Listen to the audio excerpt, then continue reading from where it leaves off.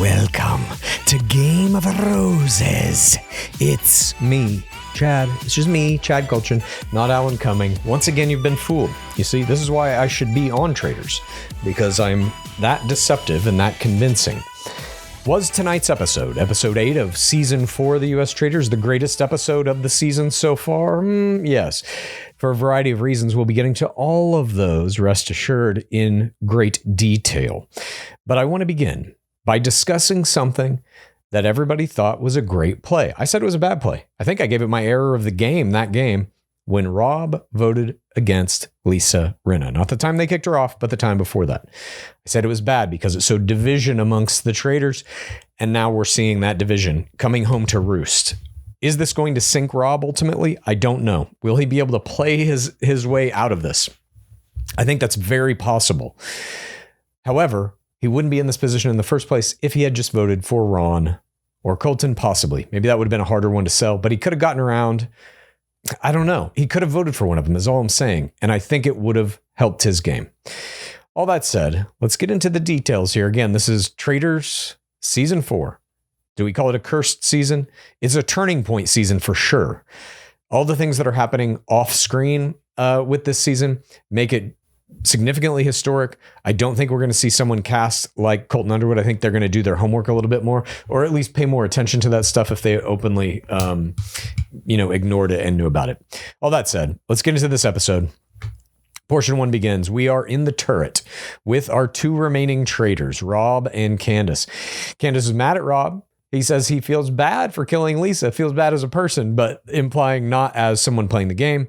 And he says as a player, she had to go. So he's already delineating, or at least we're seeing in the edit. And I will say this, I think we missed a lot on the cutting room floor tonight, especially at that round table. I don't think we saw 1/100th of what was actually said by Rob. All that said, he says as a player, she has to go. So they're already weaving into the edit here the narrative that Rob makes a distinction between the kind of personal relationships and the play of the game that he must do in order to win it. Candiace ITMs that she's playing it cool in his presence, but she knows she's going to have to justify that vote for Rob. And Rob ITMs that if she lies, he's not going to give her the info she wants. So they set up in this very first meeting of them in the turret that they are both trying to play each other. And that is going to be the dance we're going to watch for this whole episode. Who's going to win this fight between Rob and Candiace? We then see Dark Coming comes into the turret, walking in his signature kind of like spy hat and cloak. And Rob's just like, sup? I love Rob Roush. He never fails to entertain. He comes in, he says he can sense the tension. It's palpable. And he tells them both that they're going to have to turn somebody, basically recruit, or they can kill, their choice. Now, this was episode 8. There are, per what I've read, 11 episodes of this season and then a reunion. So we have got episode 9, 10, and 11 left. Can one traitor be by themselves, basically? We see at the end of this, maybe not. But here, they get the choice. Do you want to turn or do you want to kill? And they give some arguments here, which I thought were interesting. Candiace ITMs that it's advantageous not to seduce someone to the traitor side. She doesn't want to bring somebody in that might potentially help Rob. And so Rob feels the same way, and they agree to do a kill instead. They discuss a few people, Colton, Natalie, and Steven, and Rob ITMs that he's not playing chess. This isn't checkmate, but he did just take Candiace's queen. We come into the morning. It's breakfast. Group 1, Tara, Maura, Eric, and Johnny. Group 2, Dorinda and Kristen still have not seen a traitor come in. Maura brings up Candiace to the group and her throwaway vote on Rob as being very unlike her. So we're starting to see here already Candiace is getting this narrative that players are suspicious of that vote. And I talked about this in the last recap. I think that vote was a massive mistake by her. I get why she's doing it, but it boils down to, I think, again, what Rob kind of laid out in the very beginning of this. It's play against the personal game. It's the mechanics of the game versus like the relationships of the game. And for whatever reason, housewives invariably seem way more into the kind of emotional playing out of anger or sorrow or what have you, feeling betrayed, those kinds of things. It seems like housewives are more susceptible to that type of stuff than like gamers are, for example. Rob is these love gamers can kind of like navigate both. He's obviously from Love Island. So I think Candiace here steps into a little bit of a trap with that vote that she cast from because it was out of anger. And is it going to come back to bite him in the ass? I don't know. Nonetheless, that vote now is standing out to the other players as something that's a little bizarre, and maybe they should be looking at him. The next group is Candiace. Group 3 comes in. It's Candiace and Mark Ballas. Johnny point blank asks Candiace about that throwaway vote. And she's like, the kiss thing wasn't enough for me. She's already, even in this moment, floundering. And there's a lot in this show, I think, that we're not seeing in the edit, which is I think a lot of these players know very early on that who the traitors are, or at least they have strong feelings about one or two players that they're like, I'm 99% sure that's a traitor. And I think Candiace has that. I think even at this breakfast, they all pretty much know it's her. So every play she's going to make to try and get them to pivot to Rob or whatever isn't going to work in this round. But it does feel to me like she's playing a little bit of a, she's like poisoning the well for Rob. She knows she's going out, so she's leaking his name all over. And it's just this traitor on traitor play that I've never liked it. And at some points in the game, it comes down to like, you don't necessarily have to betray your traitor pal, but you might have to vote for them if you're going to go with the majority at a round table or something. But when the traitors are trying to knock each other out, they're not knocking out the faithful, and you see what happens. It's a disaster. Nonetheless, she's trying to give these kind of flimsy defenses about why she did that throwaway vote to Rob. It doesn't seem like it's landing on anybody. And she's like, I wouldn't throw out a vote without info. And Maura's like, yeah, but you did with Rob. So her lies upon lies upon lies are getting unraveled here. Then the fourth group comes in portion 2. It is Stephen, Rob, and Natalie. Colton Underwood, ladies and gentlemen, is dead. And I don't know how to describe this accurately because I've never quite felt it like this in any show I've ever watched, any reality show anyway. There was almost as though a veil had been lifted from the show that it could be fun again, that I could just enjoy the gameplay and who's mad at who and whatever, and not have to worry about the fact that Colton Underwood is in the show. It was such a relief. I'm sorry that he made it this long, and I'm glad that he's gone.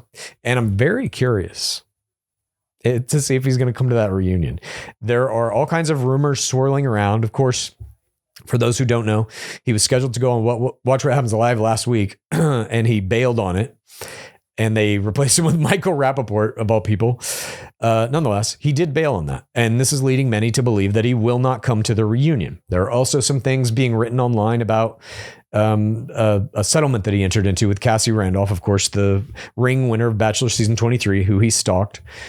And in that agreement, in that settlement, supposedly there's an NDA that prohibits both Cassie and Colton from talking about any of the stalking stuff. So, when you've got Lisa Rinna calling him a stalker online, when you've got Demi Burnett doing her video, so many people are now talking about it. There's some articles and stuff coming out, reminding us of that era. When all of that is going on, how can you have Colton Underwood on your reunion and not discuss that with him? I mean, this is like a Bachelor move when they just sweep anything under the carpet that they don't want to see, like Eric Schwer, season 19 of Bachelorette. Google it if you don't know it. They didn't talk about that after the final rose. So this feels like a moment like that. And as glad as I am to see Colton no longer on the program, there's something kind of bigger happening in the culture of the show this season that I think is bad generally for Traitors. I have not had a feeling in Traitors yet that the producers are kind of complicit in Machiavellian behaviors, even though that's like overtly what the show is. But that's like camp. That's the theater of it, when they're in henchman masks and they're dragging people off into open graves and shit like that. That's acting, obviously. But this is something like in Bachelor, Love is Blind. It's in all of these shows where you can see sometimes the producers will like not want to take any responsibility for the people they're putting in the show or the situations they're putting the people in. And so I think the Traitors right now is in a very precarious spot where even if Colton doesn't show up, they have to acknowledge why he was cast in some way. And I don't think they're going to. And so then after season 4, if that does not happen, if there is no talk of Colton Underwood at that reunion in any capacity that even touches on the stalking and how he was cast, why he was on the show, did producers know, put him on anyway? Did they not know? Were they just bad at their jobs? They're in this precarious spot, which Bachelor has been in for, 25 years at this point, of why do we think the producers have the best interest of the cast in mind if you cast someone like him in the cast? And if they don't address that, I just think the show is going to be in a very strange spot for a minute. I hope they do address it. Honestly, I hope he's there. I hope he addresses it, but I don't think that's going to be the case. Nonetheless, he is gone. I went off on one there for a second. He is gone. And we see his little ITM of reading his murder note. And he says that he hopes Rob wins, his boy Rob. Candiace then ITMs that this was to cut Colton and Rob's alliance in half. That's why she wanted to get rid of him. And Rob says this was actually a massive benefit for him. Rob ITMs a Mark Twain quote and says killing Colton's going to draw a direct line back to Kansas. So it's all this kind of traitor on traitor maneuvering. And once again, this episode is basically like the faithful aren't picking out the traitors. The traitors are kind of throwing each other to the faithful. It doesn't really seem like the faithful are ferreting them out, Like by this time in season 2, we had Pilot Pete going on just like this crazy ass traitor hunt. And he was like, I don't care if they get me. The faithful are going to win and I'll go down swinging. And it really felt like there was narrative momentum coming from the faithful to discover the traitors. This doesn't feel like that. This feels like, the traitors are basically mad at each other and like one of them is going to kill the other one. That's what that roundtable felt like to me. At any rate, DLC comes in and he hints that the next mission is going to be all about painting. He's wearing a little kind of mad painter outfit with some paintbrushes in the lapel pocket. Candiace ITMs that her plan is to turn the table upside down, find a way to implicate Rob in all of this. Kristen ITMs that Colton's murder has her shaken up. She now wonders if Mark is the traitor. And you're just like, oh, every time you see a faithful be like, oh, I know who it is. And it's like, you're so far off the mark. It's hard to watch, but we all love it. Tara and Johnny then talk. They think it might be Steven. Tara ITMs that she's so bad at this game. How am I still here? And this is like just a power floater. We have seen players like this again and again and again. I don't think she's as oblivious of a power floater as like Lord Ivar was. That guy was literally just there to eat roast beef. Like he didn't give a shit. What's a challenge? What's a mission? I don't know about anything. Do we have any more waffles? That was like his whole game. And it worked. He was one of the final 4 who got to split that money last season. Is this going to work for Tara? I kind of feel like it might. We see Tara and Johnny talking. Oh, sorry. Rob then and the Dagger 6, they're calling themselves. These are the 6 players who know that Rob has the dagger from last week's challenge, which gives him 2 votes at a round table if he wants to use it within, 4 round tables of winning it. So this is the second round table since winning it. He's got 2 more roundtables possibly, but there's only 3 more episodes. So I guess he can use it for the duration. We see Steven ITMs that he wants Rob as an ally. Eric then comes to them and says he thinks Candiace is the traitor. Mark says the throwaway vote was weird. And Rob tells them that the last thing Colton said to him was Candiace. So now he's openly suggesting Candiace is a traitor to the other players. We then see Candiace telling Kristen and Johnny that she thinks it's Rob. So they are each kind of sequestering their own little teams out to the sides and being like, it's Candiace, it's Rob. And so once again, that's the story we're following. Which one of these traitors is going to knock the other one off their throne? Portion 3. Mission time. Darkwood coming greets him with some old school cameras, or at least the bodies of them with some like iPads inside. And this is a challenge that we see every season, this type of challenge where they split the group up, the remaining players, and you have some players in the castle and you have some players at a remote location, and they have to somehow communicate something back and forth to each other to help the other one find an object or whatever. The best one of these that I think exists is the one where Tom Sandoval last season had to sing a song into a phone. Once they had that, I'm very surprised they don't just like do that one every season. But while we're at it, let's talk about these challenges. Okay. This challenge was one of the people in the castle had to look at a painting and then go out and take a photograph of themselves reenacting the actions and the characters and the subjects in the paintings. And then the people in the remote location had to find the painting that they took the picture of, match it up, and it puts some arbitrary amount of money in whatever the prize pot is that no one gives a shit about. And the people in the remote location have a possible chance to get a shield.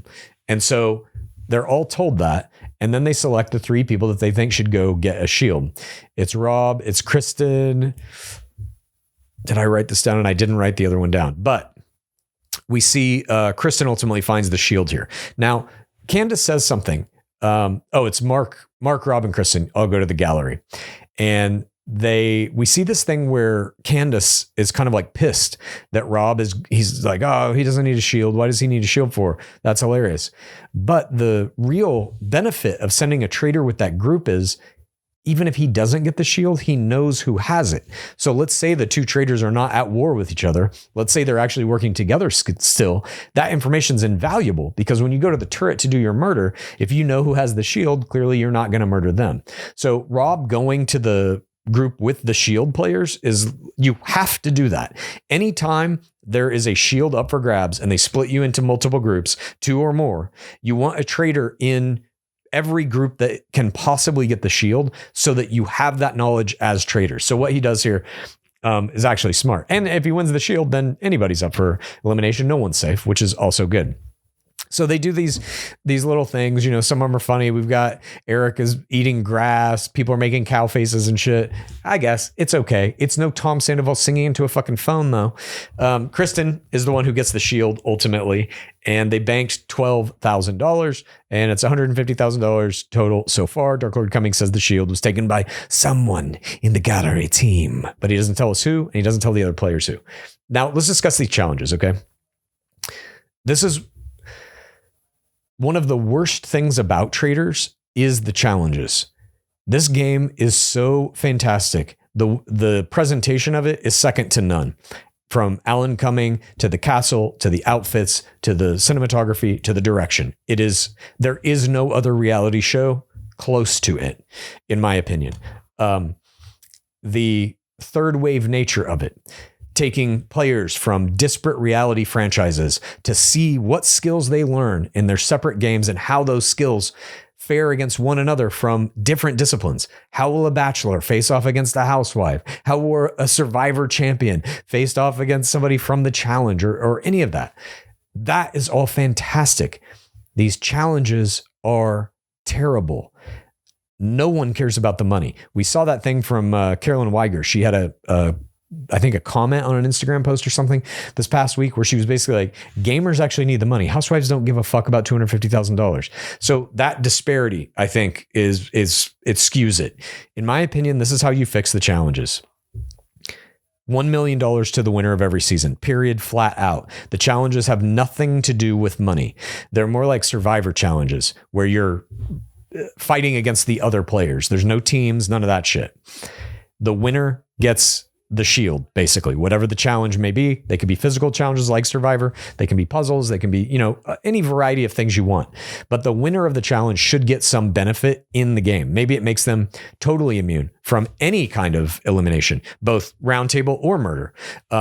There should also be potentially penalties for not completing a challenge or for finishing last place, or like if it's a race of some kind, let's say the bottom 4 are up for elimination. You can do stuff like that.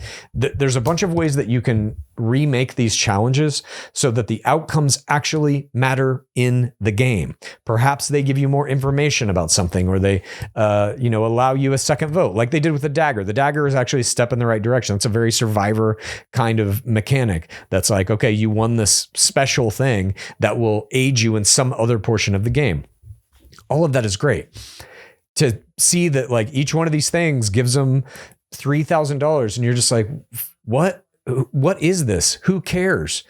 Also, like, is it going to be like last season where 4 people won $200,000 and it's like, so you don't even get the money, you get a fourth of it?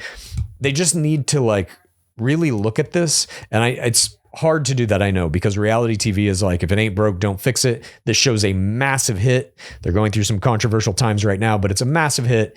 And I totally get like the apprehension to want to change any of the secret sauce. But I'm telling you, this show with some little tweaking, especially in the game mechanic parts, could be basically the greatest show that has ever been made that would stand the test of time for 900 years, in my opinion.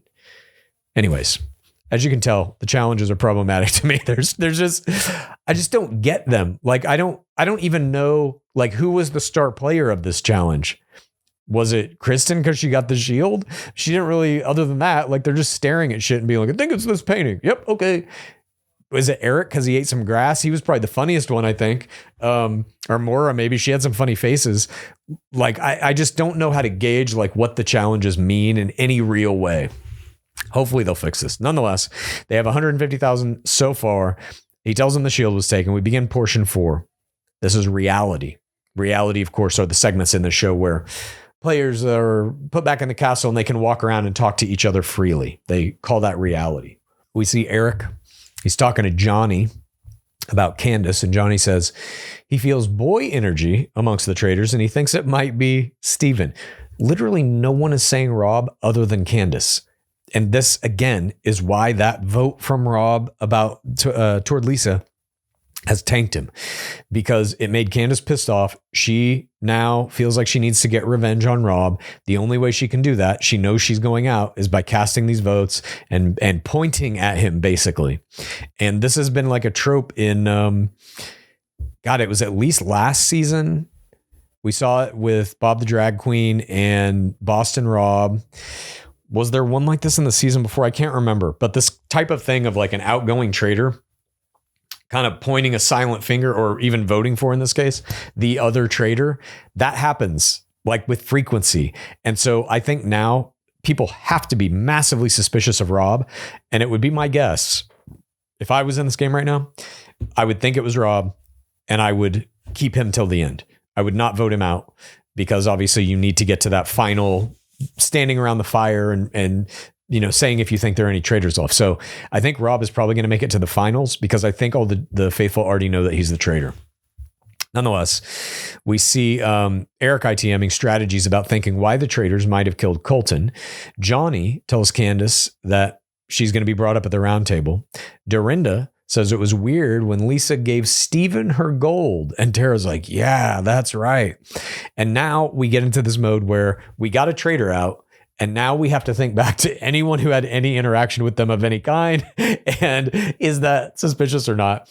And of course, we've got Tara, who self-admittedly, they kind of did Tara Lipinski dirty, I think, in this episode, where they give her the item that's like, I have no idea what's going on. Why am I even here still? And then the only other thing they cut in of her is this, where she is agreeing with, Dorinda's kind of shoddy strategies.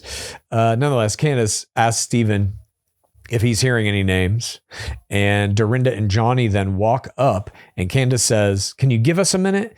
She's talking to Steven here. This essentially seals Steven's fate, I think. I think people are suspecting him now because of this. Dorinda, even as she is walking away with Johnny, is like, well, that's a tell that basically Candiace was like, I need secret time here with Steven.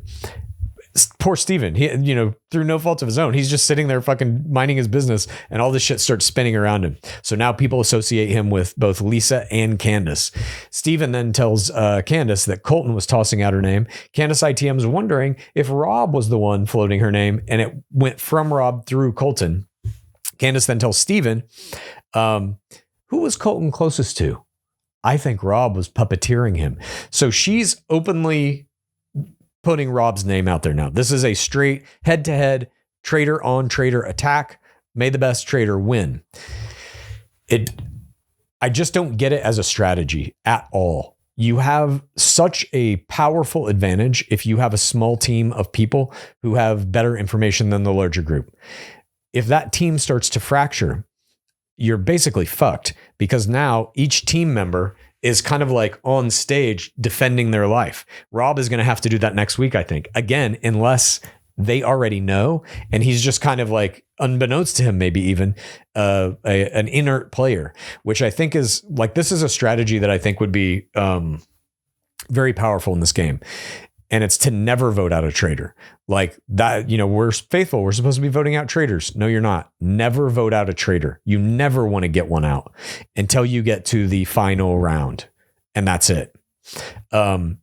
Every traitor that you get out is just one more opportunity for the producers to bring someone in from outside the game to turn a traitor or turn a faithful into a traitor. Like, you have to understand the real math of this game has nothing to do with probability of who's faithful and traitor. It's probability of, or not probability of, it's number of episodes. They need to have, for this season that has 11 episodes, I believe that will be 10 eliminations and the finale. So that's it. You need 10 eliminations. That's like the only math that matters. Then in the finale, you kick everybody you can out of your group and you're very likely to win because most of them will be traitors. If you've gotten no traitors out prior to that, for me, that's like the only real strategy to be playing in this game. So there's a strategy to that end, which is early identification of traitors as best as you can. And then you overtly say it at the round table. Lisa, Candiace, Rob, I know you're traitors, so you can vote however you want. You can even kill me. You can even murder me if you want, but it doesn't matter. We all know you're traitors. And so we're going to keep you till the very end. And then we're going to banish you 1, 2, 3 in the final round, and the faithful will win. Sorry, there's nothing you can do about it. So just sit there and enjoy the food. That is a strategy that I think would be extremely successful. And you can play it in a variety of ways. You can either be correct about who the traitors are, or you can be incorrect and you can use it as some kind of weird leverage thing. At any rate, back to the recap. Stephen tells Candiace that, so Candiace was talking about if Rob was floating her name. Candiace then says she thinks Rob was the puppet master. And Stephen says, we were talking about how this is leading into the round table. Stephen goes, we were talking about how Lisa's name came up first. And Rob then pulls Candiace aside. And Candiace is like, I'm hearing my name. And Rob says, yeah, I've heard your name from everybody. And he's like, I'm not going to push for you at the round table. She's like, I think you already are. And Candiace wonders if Rob knew about Colton bringing her up and thinks maybe it was Rob's strategy to murder Colton to take the heat off him for that. Or to kind of like end that, to tie that loose end. Candiace says, we have different values. Rob says, you're taking this personally. This is a game. She says, if I get banished tonight, your name is going to come up. And Rob says, that's bad sportsmanship. She says, you're a snake to do what you do, and I'll do what I'm going to do. And that's how we end portion 4 going into the round table. Now, there's a lot going on here. The love players so far in this game have all been gamers at heart. They all have this kind of an attitude. Think about Ari Lyondike. He was a bachelor. When he got turned to be a traitor in season 1, he was like, ooh, this is good. And he made it all the way to the end. He was in the finals. You've got Pilot Pete, who is like, I love this game. Let me find these traitors. He's playing a hardcore game strategy. You have Gabby Wendy, who won the whole fucking show. They are gamers. They know how to play this. And now you've got Rob Roush, Love Island, USA, season 6, absolutely dominating and understanding it's a game. Candiace, I don't know if she understands the game component or not, because I think housewives are like, the game you're playing on Housewives is kind of like, it's an emotional hierarchy game. It's who can be victimized the most, who can take the pole position and be the most powerful among the other housewives, so that you can kind of like have all of the narratives, all of the A stories basically rotating around you, or that you're a significant part of them. That's kind of the game of all of those. Secret Lives of Mormon Wives is very similar. And so I think that's the game they're playing. Like, am I the main character right now? That's the game those housewives are playing. And so Candiace now is pissed, and she knows that one way to be the main character is to be mad at somebody else for something they did. And so she's housewivesing this. And he's like, hey, dude, it's a game. This is bad sportsmanship to come at me just because you're going down. Well, I agree with him. Also, that's traitors. It is admissible. That is a type of play you can do. That's what makes this show good. I want to see how a housewife plays this, and she's playing it like this. I don't think it's a good play particularly, but if he wouldn't have voted for Lisa Rinna, this would not be happening, because that was a housewife attack. Candiace is going to stick up for her housewives. There is that kind of sisterhood of the housewives in the show that's like, or maybe you want to even call it like the housewife mafia or something. You don't really go against them without some repercussion somewhere down the line. He's learning that lesson the hard way now. As far as if it's bad sportsmanship or not, like I said, I agree with him. I don't think it's bad sportsmanship. I misspoke. I just think it's bad play. I don't like, what is sportsmanship in this game even? You know what I mean? Is whatever Dorinda said to Ron Funches bad sportsmanship? Is Michael Rappaport fucking shoveling spaghetti into his mouth off of a plate bad sportsmanship? Like, I don't know. I don't know if sportsmanship comes into play here, because there is like, the game is about manipulation, lies, psychological control. I don't know if you can have bad sportsmanship in that. You can make bad plays though. You can have bad strategy. And I think that's what Candiace is putting on display here, is horrible strategy. She's already sunk. And so what do you want to happen at that point? If you're in this game and you know you're going out, do you want the person who's on your team to have the best shot at winning? Or do you want to take the person out who you think is taking you out, even if that's the person on your team?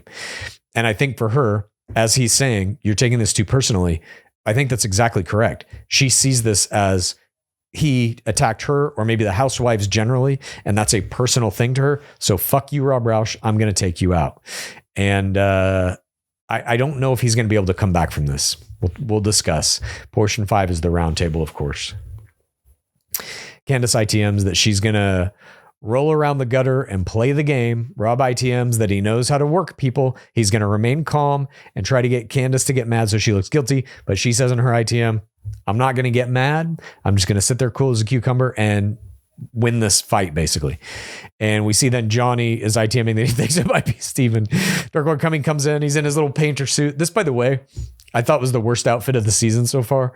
It's just kind of like a weird mad scientist painter look with a few paintbrushes in his lapel pocket. Johnny starts the roundtable. I don't know who to trust. He says Colton mentioned Steven with no detailed analysis. Steven asks if anybody else heard that from Colton. Dorinda says she thought of something about Lisa. And she brings up the when Lisa gave Steven her gold stones in the box. And this is like part of what I'm talking about with the challenges. I barely remembered that. I was like, gold rocks in a box? What? And Lisa, oh yeah, I guess people were giving the rocks. And it's like, to what end? Who even won the challenge? Like, there was no winner. The challenges just need like a complete rework. Let me know if you need somebody to help you, Traitors producers. I'll be happy to do it for the love of the game. We see, he says, oh, no. Steven's like defending himself. He's like, I asked her for the gold. We weren't working together. I asked her for the gold. And Eric says, we have to reevaluate everything from the beginning. Candiace was consistent until yesterday when she threw the throwaway vote at Rob. And she says, with Ron being gone, she had to reevaluate. She didn't think there was enough evidence to vote for Natalie or Lisa, so she did a throwaway vote. Candiace says there was a consensus vote on Natalie when we all came in, and that changed. And then Natalie's like, yeah, but who started the consensus vote? And Candiace is like, Tara Lipinski. Poor fucking Tara Lipinski just sitting there. And she's like, that was a group vote. I didn't start that. So this move from Candiace here was just like, she basically is telling them all I'm a traitor. Candiace is coming in there and everybody knows that she's kind of like on Rob. And now she's like, no, but what about Tara? Just horrible. Candiace says, I want to bring up something else. We're talking about Colton. We were talking about the Colton murder at breakfast. And now she goes right for Rob. And she's like, Rob was nervous. And she's like, you've been a measured, calm person, but you were nervous. And he's like, yeah, I was nervous. I was close with Colton. It made me nervous to think about him getting killed. And Maura's like, yeah, but you said it was a throwaway vote on Rob, but now you're suspicious of him. And Candiace is like, yeah, well, he was saying Lisa's name, and I don't know, Rob might have been using Colton to bring up information, puppet master style. And Candiace says, it just caught me off guard. He doesn't say a lot. And Candiace is like, Colton's used to being Rob's beard. And then Dark Lord comes in, time for talk is over. So Candiace tries to go into this and really hang Rob out to dry. Clearly, it doesn't work. The thing that she winds up doing is completely blowing any chance she had at anybody believing she's not a traitor, because she splits her attack to multiple targets, Rob and Tara Lipinski, for some unknown bizarre ass reason. That immediately falls flat.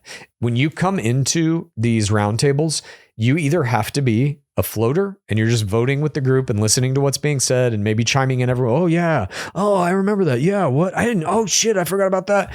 Just things of that nature. Or you are one of the people who is throwing out a charge, or you're defending one thrown out against you. She came into this throwing out double charges to two people, one of whom is already like weird because she said it was a throwaway vote literally 24 hours before. Now she suspects him, and Maura brings that up. So she has played a terrible game here.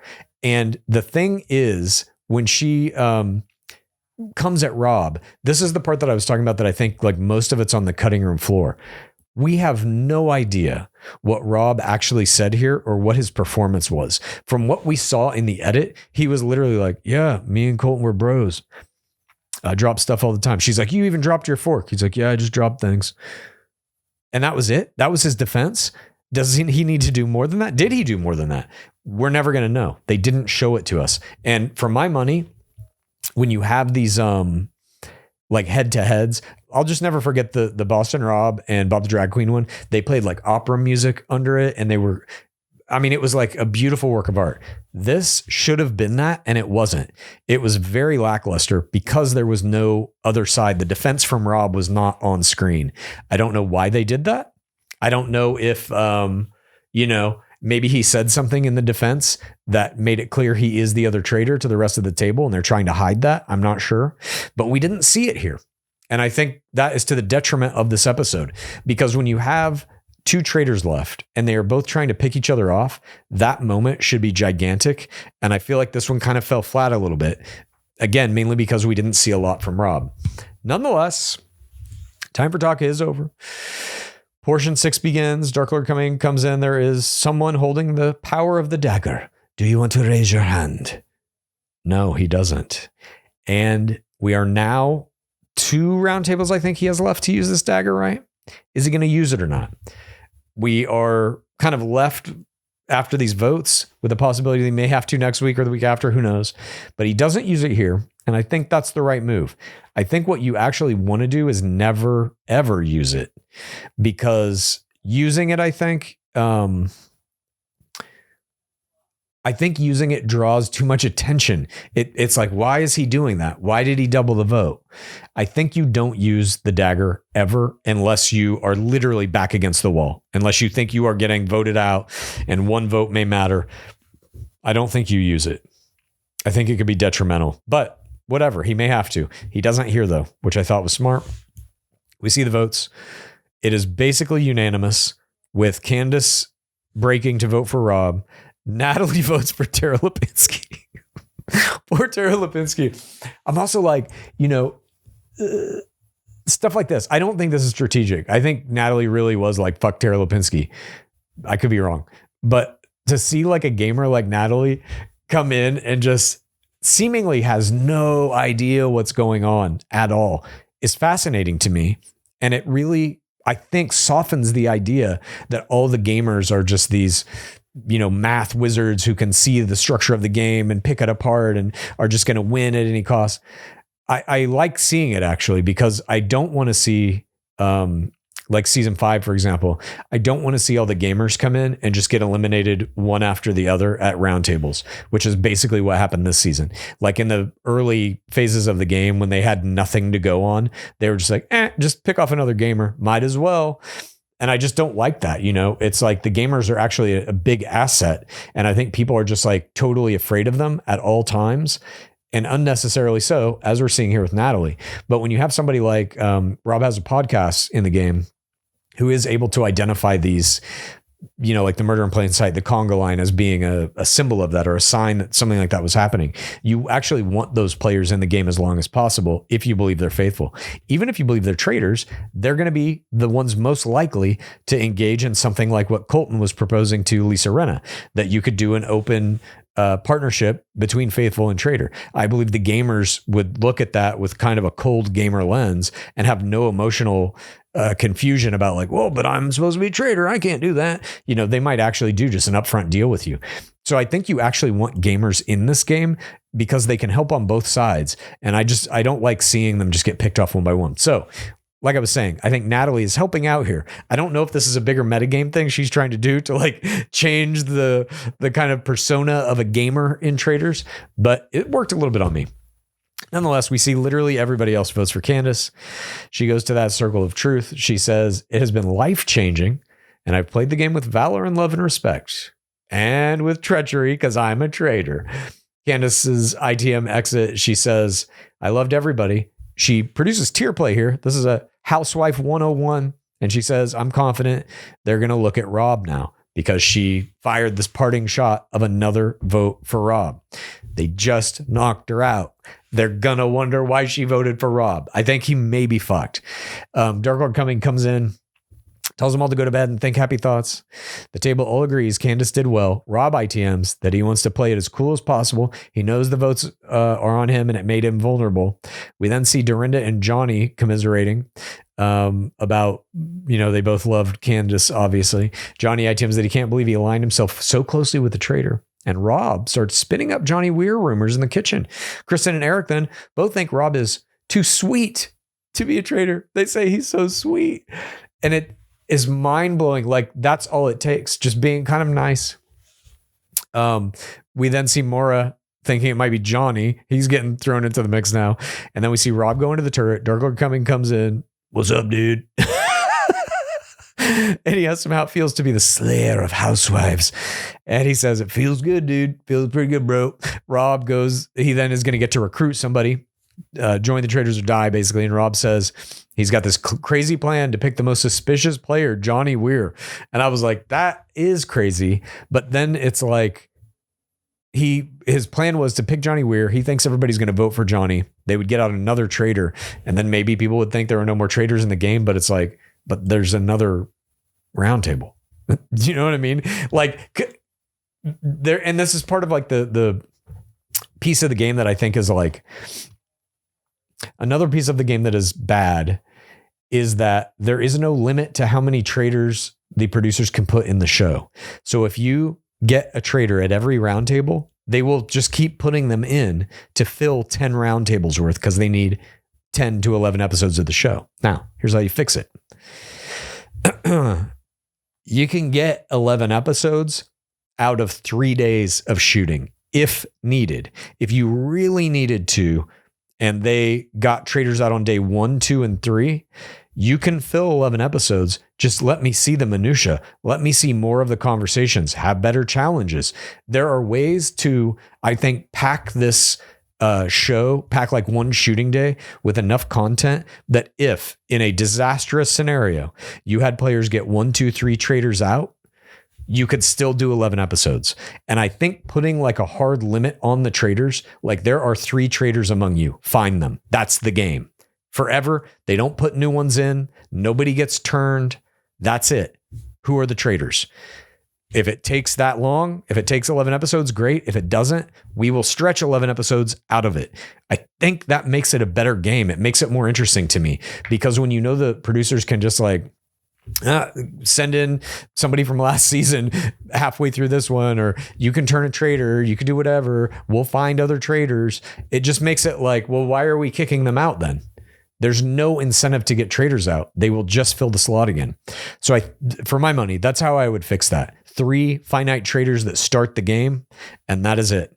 Whoever makes it to the end wins the money. Keep it like it is now. If there's a traitor in the final group, the traitor wins the money, or whoever's left of the traitors wins the money, or maybe the team of the traitors wins the money. So make it a true team thing. So now you're really incentivized to do it.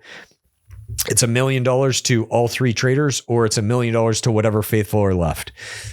I'd totally watch that. And don't put in new traitors. I think that works. I don't know. Could be a way to solve it. We see then Rob goes to the turret. He's up there with DLC, Dark Lord Coming. And Rob is talking about his crazy plan to pick Johnny. And he's like, my other plan is maybe picking somebody smart. But I wonder if that person would be Eric. And then would he turn on me? Is he too smart? Like, do I really want somebody that good as a traitor? Is that going to fuck up my game? DLC then delivers the offer, and we see the door open, and it is offered to Eric. He comes in to see the note. He thinks he's been murdered, but it's not. And then he opens it, and in a moment that was very reminiscent of his perfect hearing, he looks at the handwriting on the note from the Traitors, and he's like, oh, this is Johnny. Somehow he knows Johnny Weird's handwriting, I guess, but again, he's obviously wrong. And then Rob ITMs that this is the best move for him strategically, and Rob reveals himself, and Eric, of course, loses his mind, and that's what we cliffhang on. Is this going to work? You have to look at it in a couple of ways. If you're Eric, you pretty much have to take this offer. Otherwise, you're out of the show. And there is no incentive, once again, for you to like help your fellow faithful. You're not going to get any of the money. It's just for prestige or bragging, I suppose. I believe he will take the offer. Now, once he comes in and takes the offer, what is Rob's strategy going to be? Is it going to be to help get him and Eric to the end? Or is he bringing him in only to slit his throat immediately? We're not going to know that until we watch. I think if I'm Rob, I try to keep him till the end. You just are you have stronger statistical likelihood to make it to the end as a team than you do by yourself, I think. That said, Rob has a lot of work to do to overcome those votes that Candiace threw his way. I think he is going to be a huge suspect, but again, because we don't know what really happened at that roundtable, people might already know he's a traitor and literally be keeping him around to execute him in the end so that Faithfuls can win. We don't know.